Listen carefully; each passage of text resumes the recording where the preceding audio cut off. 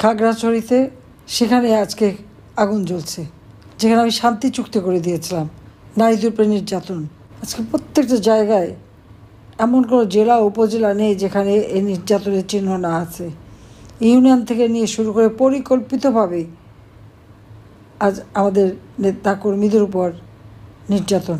কি আওয়ামী লীগ করে? আওয়ামী লীগ করলে নাকি দোষ? সেটা এই দোষটা ছিল পাকিস্তানি হানাদার বাহিনীর কাছে। তাদের কাছে আওয়ামী লীগ দোষী ছিল, কারণ আওয়ামী লীগ দেশ স্বাধীন করছে, মুক্তিযুদ্ধ চালাচ্ছিল।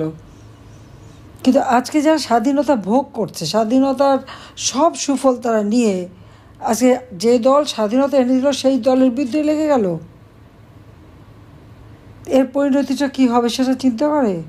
একটা জঙ্গি ফ্যাসিস্ট অত্যন্ত স্বার্থপর এই ইউনূসের ক্ষমতার লোভ আর দেশ বিক্রি করার মুচলেখা দিয়ে আজকে আমার দেশটাকে ধ্বংস করে দিল। কৃষক, শ্রমিক থেকে মেহনতি মানুষ, ক্ষুদ্র ব্যবসায়ী, বড় ব্যবসায়ী, কারোর জীবনে সাথ দেয়, সবই ধ্বংস।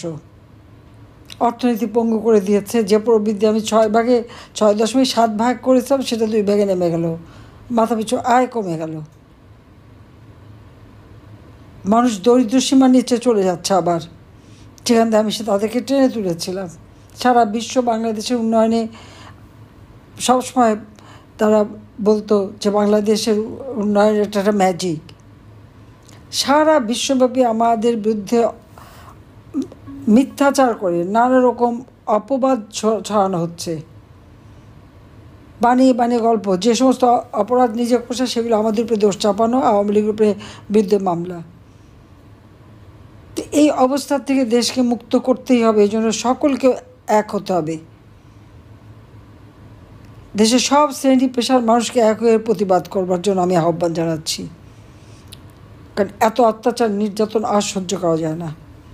কাজে সবাই এখন যার যা আছে তাই নিয়ে এখন কারাগারে নিয়ে গেছে আমাদের অনেক নেতাকর্মী।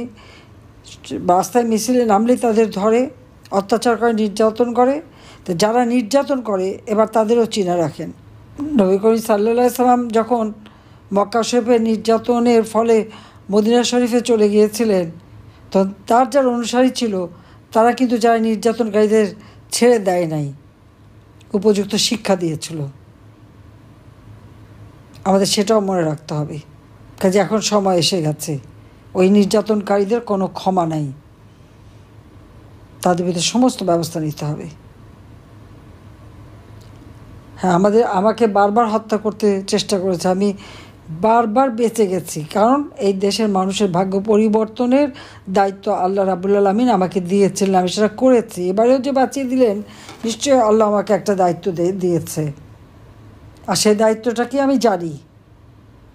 এই স্বাধীনতা বিরোধী, এই অত্যাচারকারী যারা, তাদের চেহারাটা জানে সমস্ত মানুষের কাছে, পৃথিবীর কাছে যেন সেই চেহারাটা উন্মোচিত হয়, এবং এরপরের জন্য আমরা তাদেরকে উপযুক্ত শাস্তি দিতে পারি, তার জন্য আল্লাহ আমাকে বাঁচিয়ে রেখেছেন।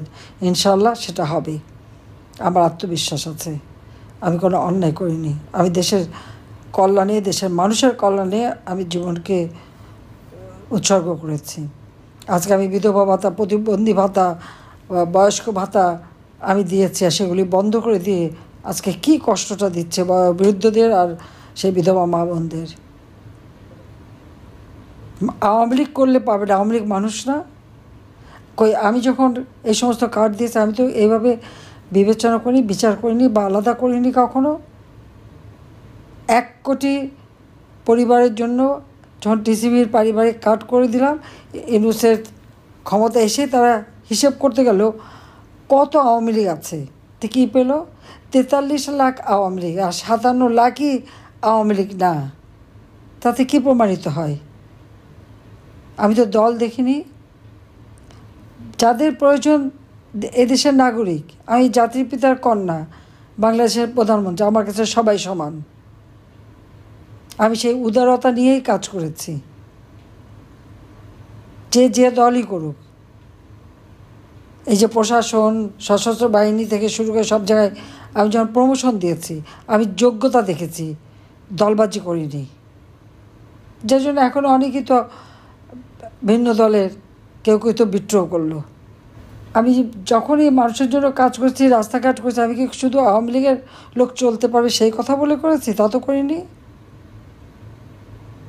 তাহলে এখন কেন আওয়ামী লীগ বা মুক্তিযুদ্ধের পক্ষের লোক হলে তাদেরকে জুলুম করতে হবে? আর এই জুলুম যখন করেছে তখন সবাই এই জিনিসগুলি চিনে রাখেন, এবং এখন থেকে যেখানে যেভাবে পারবেন এর বিরুদ্ধে ব্যবস্থা নিতে হবে। এইটাই আমার কথা। অনেক অত্যাচার নির্যাতন আমার দেশের মানুষ, আমার দলের মানুষ সহ্য করেছে, আর সহ্য করার সময় নেই।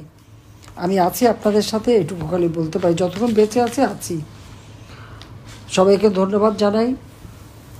দোয়া করেন যে দেশের মানুষের কল্যাণ আসে, আর এই জালেমদের হাত থেকে, এই সুদখোর খুনি ফ্যাসিস্ট ইউনূস এবং তার গ্যাং এবং স্বাধীনতা বিরোধী চক্র, এদের হাত থেকে বাংলাদেশের মানুষ যেন মুক্ত হয়ে তাদের জীবন মান উন্নত করতে পারে, তাদের জীবনে শান্তি দিতে পারি, নিরাপত্তা দিতে পারি, মানুষের জীবনকে আরও উন্নত করে বাংলাদেশকে যেন আবার বিশ্ব দরবারে তার হারানো গৌরব ফিরিয়ে দিতে পারি, সেটাই আমাদের চাওয়া।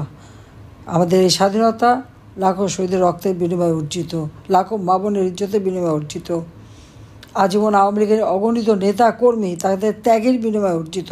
জাতির পিতা বঙ্গবন্ধু শেখ মুজিব তার জীবনটা দিয়ে গেছেন এই দেশের মানুষের জন্য। কাজী আজকে এত অবদান, এত ত্যাগ বৃথা যায় না, বৃথা যাবে না। মাঝখানে একটা কালো মেঘ ছেয়ে গেছে বাংলাদেশের আকাশে, একদিন এই মেঘ সরে যাবে, আবার নতুন সূর্য উদিত হবে, আবার বাংলাদেশ আলো ঝলমল করবে, সারা বিশ্বের কাছে আবার মাথা উঁচু করে দাঁড়াবে। এটা আমার দৃঢ় বিশ্বাস। ইনশাল্লাহ আমি সেটা দেখে যাব, এবং আমি করেও যাব, সেটা আমি করেও যাব। সবাইকে ধন্যবাদ। জয় বাংলা, জয় বঙ্গবন্ধু। বাংলাদেশ চিরজীবী হোক। খোদা হাফেজ।